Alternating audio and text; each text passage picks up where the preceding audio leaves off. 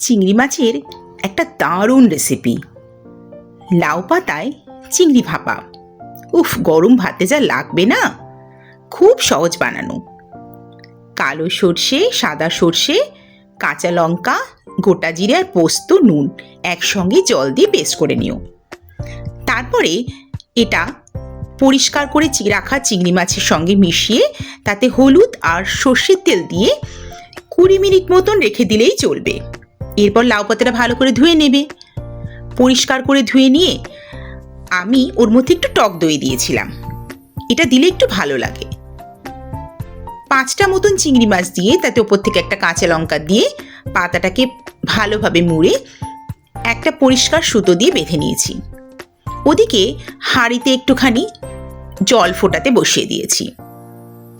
এটা ঠিক মোমোর মতন করে রান্না করলেই হয়ে যায়, মানে মোমো যেভাবে করে আর কি। এরকম একটা ফুটো পাত্র নিয়ে তার উপরে পাতাগুলো দিয়ে 20 মিনিট পর্যন্ত লো ফ্লেমে রেখে দিলেই চলবে। যেই দেখবেন পাতার রঙটা একটু পাল্টে গেছে, বুঝবেন যে ভাপাটা আমার কমপ্লিট।